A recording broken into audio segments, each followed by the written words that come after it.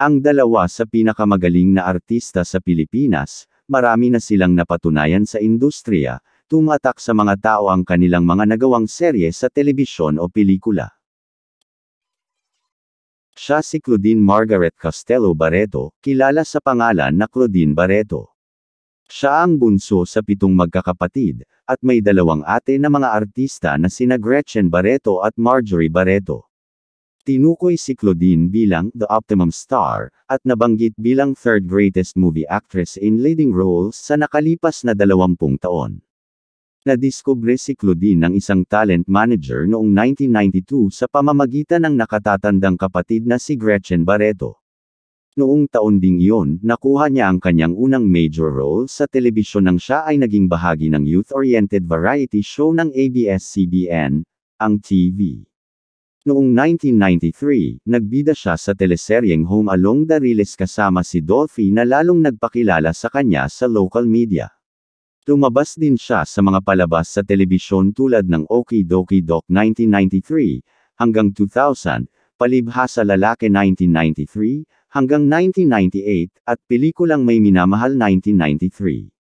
Noong 1996, nagbida siya sa iba't ibang pelikula sa Star Cinema na kinabibilangan ng Radio Romance, ang kanyang unang pelikula kasama si Rico Yan, Mangarap Ka, ang kanyang unang major film role kasama si Mark Anthony Fernandez, at Madraste kasama sina Christopher De Leon at Sharon Cuneta.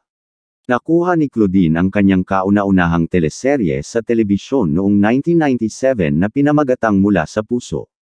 Tumakbo ang serye ng 3 magkakasunod na taon sa ABS-CBN, kung saan nakatanggap siya ng award bilang Best Young Actress sa Parangal ng Bayan. Noong 1999, sa debut ng soap opera na Saan Ka Man Naruroon kung saan gumanap siya bilang triplet sa pangalan nina Rosario, Rosenda at Rosemary na nakakuha sa kanya ng nominasyon para sa Best Actress sa Asian TV Awards. Noong 2002, nagbida siya sa isang romantic comedy film na pinamagatang Got to Believe kasama ang real-life partner noon na si Rico Yan. Nakatanggap ang pelikula ng kritikal at tagumpay sa takilya na binanggit ito ng ilan bilang isa sa best rom-com movies of all time at nagbigay inspirasyon sa hindi mabilang na mga pelikula na sumunod dito. Nakagawa din siya ng pelikulang Kailangan Kita kasama si Aga Mulak. Ang pag-arte ni Claudine ay muling pinarangalan ng mga kritiko at marami ang nagbanggit nito bilang isa sa kanyang pinakamahusay na mga gawa at nagkaroon ng nominasyon bilang Best Actress sa PMPC Star Award, Gawad Urian, at FAMAS Award. Gumanap din siya sa pelikulang Milan kasama si Piolo Pascual. Ang pelikula ay nakatanggap ng malawakang kritikal na pagbubunyi para sa orihinal nitong kwento at cinematography at nakilala bilang isa sa mga pinakamahusay na pelikulang romansa ng Philippine cinema. Ang kanyang pagganap sa pelikula ay nanalo rin sa kanya ng Best Actress sa FAMAS Award, at Luna Award, at nominasyon sa PMPC Star Award, at Gawad Urian.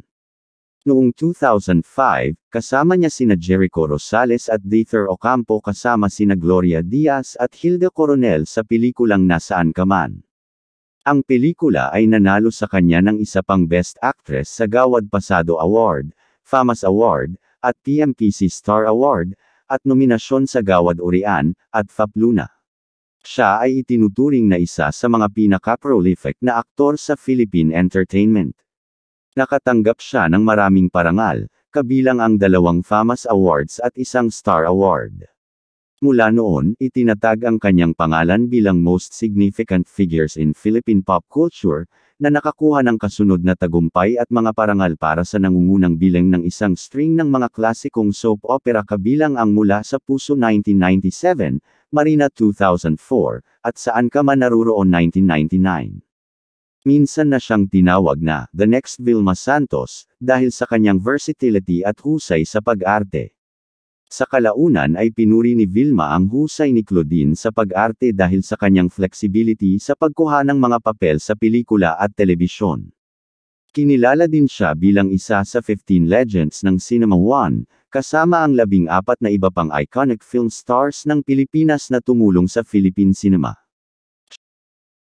Siya si Judy Ann Lamagi Santos, kilala sa pangalan na Judy Ann Santos. Nagpakasal siya sa aktor na si Ryan Agoncillo sa isang pribadong seremonya na ginanap sa San Juan, Batangas. Ang mag-asawa ay may 3 anak na sina Johano Luis, Juan Luis, at Juana Luisa. Sa edad na 8, sinimulan ni Juday ang kanyang propesyonal na karera sa pag-arte nang siya ay gumawa ng kanyang debut sa pamamagitan ng pagpapakita ng isang menor de edad na papel sa serye sa telebisyon na Kaming Mga Ulila 1986.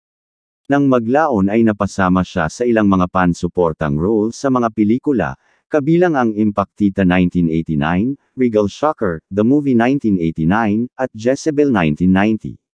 Dumating ang pambihirang tagumpay ni Juday nang gumanap siya sa Mara Clara 1992, isang serye na ipinalabas hanggang 1997, at one of the longest-running Filipino television series. Binago ni Juday ang kanyang papel sa 1996 film adaptation at nanalo ng German Moreno Youth Achievement Award at Best New Movie Actress sa FAMAS Awards para sa kanyang pagganap, at Teenager Queen of Philippine Movies sa Box Office Entertainment Award. Ang Esperanza 1997 ang nagbago sa kanyang karera. Sa panahon ng pagtakbo nito, natanggap ng Esperanza ang pinakamataas na rating ng Nielsen para sa isang episode ng serye sa telebisyon. Ang palabas ay iniakma sa kalaunan bilang isang pelikula at nakakuha si Juday ng nominasyon para sa Best Actress sa Metro Manila Film Festival, at Best Drama Actress sa Star Awards for TV. Nakasama niya din si Fernando Poe Jr. sa pelikulang Isusumbong Kita sa Tatay Ko 1999, na naging unang pelikulang Pilipino na nakakuha ng mahigit 100 na milyong piso. Ginawaran si Juday ng titulong Box Office Queen sa 30th Box Office Entertainment Awards. Ang pagganap ni Juday sa pelikulang Sabel 2004 ay umani ng kritikal na pagbubunyi. Inilarawan ng Philippine Star ang kanyang pagganap bilang multi-layered at one of the most complex female characters na nilikha para sa isang pelikula sa Pilipinas. Nanalo siya bilang Best Actress sa Gawad Tanglaw, Gawad Urian at Golden Screen Awards para sa pelikula, at nominasyon bilang Best Actress sa Luna Award. Sumunod na gumanap si Juday bilang superhero series na Cristala 2004, na nakakuha ng Best Actress sa Star Award for TV. Ang Kasal, Kasali, Kasalo, ranks bilang most acclaimed sa kanyang career. Ang pelikula ay naging kanyang pinakamalaking komersyal na tagumpay hanggang sa kasalukuyan, kumita ng 140 na milyong piso sa takilya. Ginawaran si Juday bilang Best Actress at Movie Actress of the Year sa FAMAS Award, Golden Screen Award, Luna Award, Metro Manila Film Festival, at Star Award. Kasamang gumawa at nagbida si Juday sa independent drama na Planning 2008, na isinumite sa Pilipinas para sa Best Foreign Language Film sa 81st Academy Awards. Ang pelikula ay ipinalabas sa Palm Springs International Film Festival, Newport Beach Film Festival, at Christopher B. Smith Rafael Film Center sa Estados Unidos. Nakakuha siya ng nominasyon bilang Best Actress sa Golden Screen Award at Gawad Urian.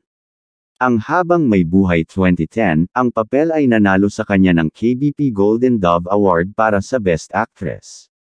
Ang pelikulang Mga Mumunting Lihim na nag-premiere sa 8th Cinemalaya Independent Film Festival at magkatuwang siyang ginawaran ng Best Actress at Best Supporting Actress. Nagbida siya sa Ang Dalawang Mrs. Reyes 2018, na nakakuha ng 120 na milyong piso sa takilya. Ang War Film Mindanao 2019, na nag-premiered sa 24th Busan International Film Festival.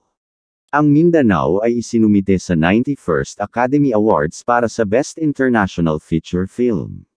Ang papel niya ay nanalo kay Juday ng parangal na Best Actress mula sa Cairo International Film Festival, Metro Manila Film Festival, at Luna Awards. Siya ay isang prolific sa pelikula at telebisyon sa Pilipinas mula noong unang bahagi ng 1990s, kilala siya sa kanyang mga komedyante at dramatikong papel sa mga independent film at blockbuster, gayon din sa kanyang mga paglalarawan ng inaapi at naghihirap na kababaihan. Nakatanggap siya ng iba't ibang parangal, kabilang ang Cairo International Film Festival Award, 4 Star Awards for TV, 2 Star Awards for Movies, 6 na Golden Screen Awards, 1 Gawad Urian, 2 Luna Awards, 2 Metro Manila Film Festival Awards, at 3 FAMAS Awards.